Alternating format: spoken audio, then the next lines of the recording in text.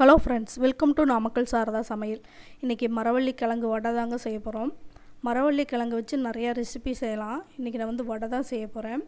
ஏற்கனவே நான் pakoda video upload பண்ணியிருக்கேன். தேவைப்படுறவங்க செக் பண்ணி பாருங்கள். இந்த மரவள்ளி கிழங்கு நல்லா மண் இருக்கும். நல்லா 3 டைம் நல்லா கழுவி எடுத்துக்கோங்க. மண் இல்லாமல் கழுவிட்டு நல்லா கீரல் போட்டுட்டு இந்த தோலெல்லாம் எடுத்துடலாம். இந்த மரவள்ளி கிழங்குல பார்த்திங்கன்னா நார் சத்துக்கள் அதிகமாக இருக்குது. நார் சத்து மட்டும் இல்லாமல் இன்னும் நிறையா சத்துக்கள் இருக்குது.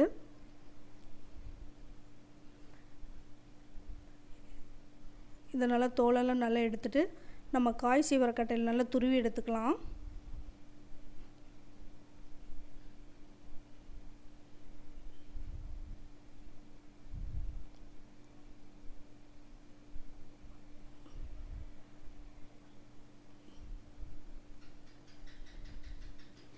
நல்லா காய் சீவரக்கட்டில் இந்த மாதிரி துருவி எடுத்துக்கலாம். இது ஒரு பவுலில் போட்டுடலாம்.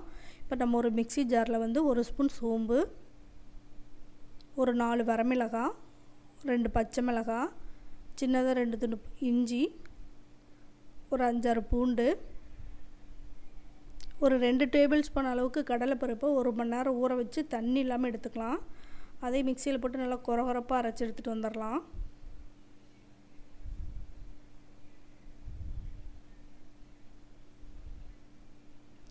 இந்த மாதிரி நல்லா கொஞ்சம் கொரகொரப்பாக அரைச்சி எடுத்துகிட்டு வந்துடலாம். இதை நம்ம இந்த கிழங்கோட துருவி வச்ச கிழங்கோட சேர்த்து நல்லா கலந்து விட்டுறலாம்.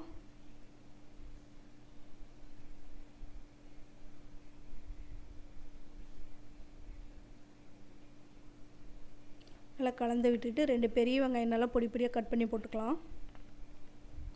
கொஞ்சம் கொத்தமல்லி தழை, கொஞ்சம் கருவேப்பிலை, ஒரு 4 டேபிள் ஸ்பூன் அளவுக்கு கடலை மாவு போட்டுக்கலாம். அப்போ தான் நல்லா நமக்கு பைண்டிங்காக இருக்கும். ஏன்னா அந்த கிழங்கெல்லாம் பிரிஞ்சு வராமல் இருக்கும். ஒரு 4 டேபிள் ஸ்பூன் கடலை மாவு, நல்லா கிறிஸ்பியாக இருக்கிறதுக்காக 2 டேபிள் ஸ்பூன் அரிசி மாவு போட்டுக்கலாம். தேவையான அளவுக்கு உப்பு எல்லாத்தையும் போட்டு நல்லா கலந்து விட்டுக்கலாம். இதுக்கு தண்ணி ஊற்ற தேவையில்லை. அந்த கிழங்குல இருக்கிற ஈரப்பதமே போதும். கிழங்குல இருக்கிற ஈரப்பதமும் வெங்காயத்தில் இருக்கிற ஈரப்பதமே போதும். நமக்கு அதே நல்ல ஒரு வடை சேஃபுக்கு வரும். நல்லா அழுத்தம் கொடுத்து பிணைஞ்சிக்கோங்க.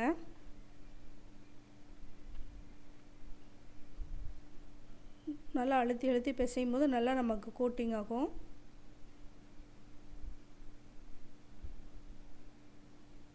நல்லா அழுத்து கொடுத்து நல்லா பிணைஞ்சிட்டு நம்ம தேவையான நமக்கு எந்த சைஸுக்கு வடை வேணுமோ அந்த சைஸுக்கு நம்ம உருண்டையாக பிடிச்சி வச்சிடலாம். ஃபஸ்ட்டு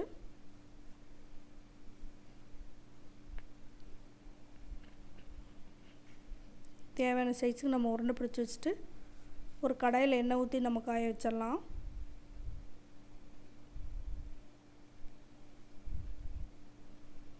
எண்ணெய் நல்லா ஹீட் ஆகிருந்ததையும் மீடியம் தீயில் வச்சுட்டு நம்ம உள்ளங்கையில் நல்லா ப்ரெஷ் பண்ணி போட்டுடலாம்.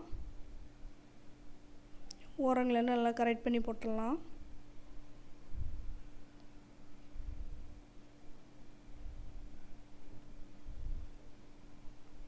வடை போட்டது ஒரு 2 நிமிஷம் கழித்து ஒரு கம்பி வச்சு திருப்பி விடலாம்.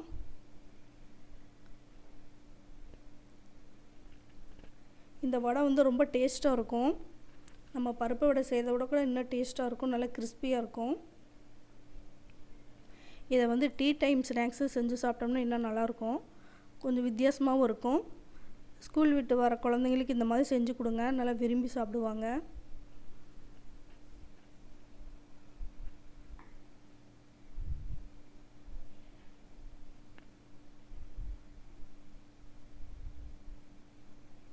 இதே மாதிரி எல்லா வடையும் போட்டு எடுத்துடலாம்.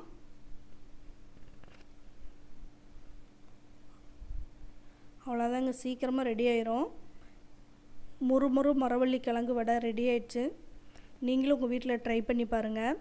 இந்த வீடியோ உங்களுக்கு பிடிச்சிருந்ததுன்னா நாமக்கல் சாரதா சமையலுக்கு லைக் பண்ணுங்கள், ஷேர் பண்ணுங்கள், கமெண்ட் பண்ணுங்கள், மறக்காமல் சப்ஸ்கிரைப் பண்ணுங்கள். தேங்க்யூ.